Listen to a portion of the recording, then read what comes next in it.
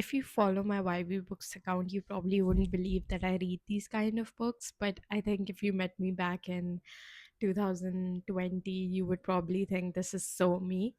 But the next book recommendation that I have is Wings of Starlight.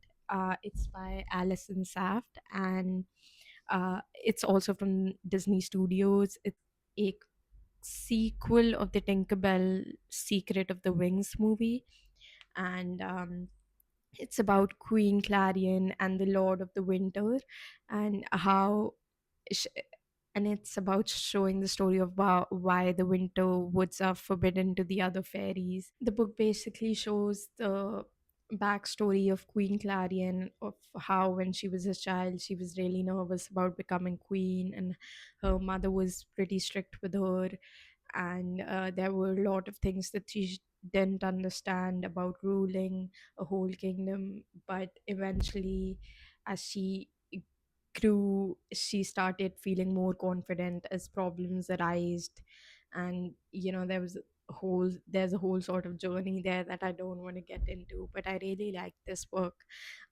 It's a great escape from my usual reads. I feel like as sometimes we try to take reading too seriously and read stuff that's like, you know exactly as our mental state, dark and melancholic. And I get that, but like, you also need an escape. Sometimes you need to feel hopeful.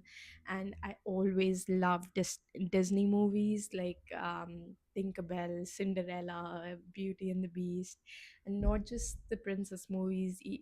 I think Disney has a lot of other stuff that's so that makes you feel so curious and makes you feel so hopeful about life.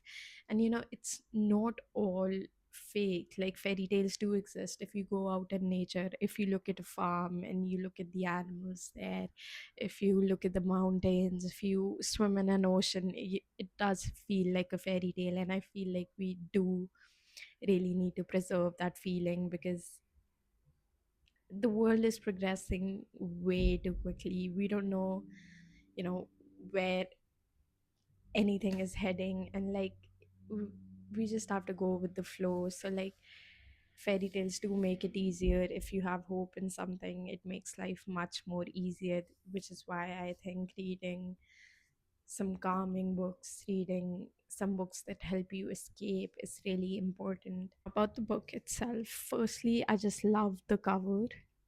It's just so amazing. And after reading this book, I actually finished the book on January 1, 2026, which was really exciting. And I haven't been able to read anything for the past 3 months. So it was quite an achievement to read it on the first day. And I'm not really superstitious that, if you do something on the first day. Anyway, I'm blabbering. But yeah, I watched the Tinkerbell Secret of the Wings movie after this, and I just loved how Queen Clarion and Lord Mallory of the Winterwoods just looked at each other. And even though it's a princess and animated movie, it's still like the way they look at each other, their eyes, it's just so apparent that they had they have some sort of backstory. And I've watched the movie before, but like, after reading this book, when I watched the movie, it was like completely different, and it was so on point. So I really suggest you guys to like read this book and then watch the movie Tinkerbell Secret of the Wings, and trust me, like, you're gonna find, I don't know what you're gonna find, but you're definitely gonna sense what's happening between Mallory and Queen Clarion and their silent stares, and like, you know, the melancholy and the distant sort of attractions that they hold for each other. Now, I don't know if I should recite any quotes from it, because I don't want to ruin anything for you guys, but I'll just share some relatable stuff, just so you guys get convinced to read it. Sometimes Clarion wondered what it must be like to feel as though you belong somewhere, to have so many others to turn to who all understood you so completely.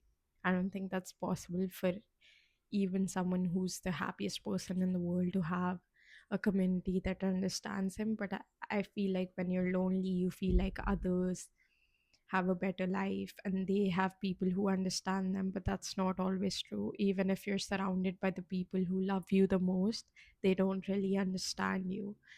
So I think that's a fool's desire, but it does, like, you do feel that way when you're lonely, I think.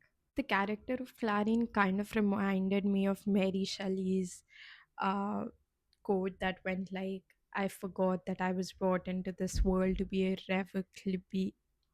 irrevocably, irrevocably alone, whatever that word is. And it just gives rise to the fact that, some people just naturally have this loneliness within them, and they have this desire to belong, but at the same time they just can't. No matter how much they try, they just can't belong. And this quote really, I think, struck home. That familiar ache of loneliness unfurled through her like a collapsing star. For a few precious minutes, Clarion had almost been able to forget who she was. Here, there were no guards following her at a distance, no one snapping to attention as she passed, no conversations dying as she approached, no whispers rippling in her wake. But none of it mattered in the end. Even here, she could not escape what she was. I'll end with this quote because you'll know. Within her, she carried the dreams of the thousands who had seen her star falling. For one moment, they'd felt hopeful or desperate enough to shed their cynicism and entrust their wishes to her. As long as she had them, she could not succumb to despair. As the flames rushed up the dragon's throat, Clarion squared her shoulders. She was the queen of Pixie Hollow. And this beast, it was a child's fear, given shape and left to fester for far too long. In the harsh light of day, it was nothing at all. That's it for the quotes in the book, but if you guys don't even know anything about the Tinkerbell universe, it doesn't matter. This book is really just about a queen who feels really lonely. Not a queen, a princess at first who feels really lonely and she desires for connection. But because she is supposed to be a queen, like her mother forces her to be detached, to be stoic. But no matter how much she tries, she's just unable to do that, maybe because she's young, or maybe she just has a different way that she would like to rule.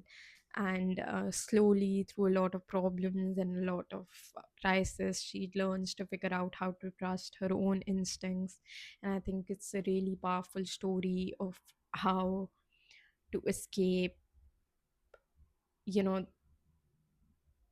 the endless pressure of family and the endless pressure of wanting to be someone unique, be someone by yourself. It's also a lesson to learn something from your ancestors, but also to stand on their shoulders by becoming something unique rather than the same thing as them.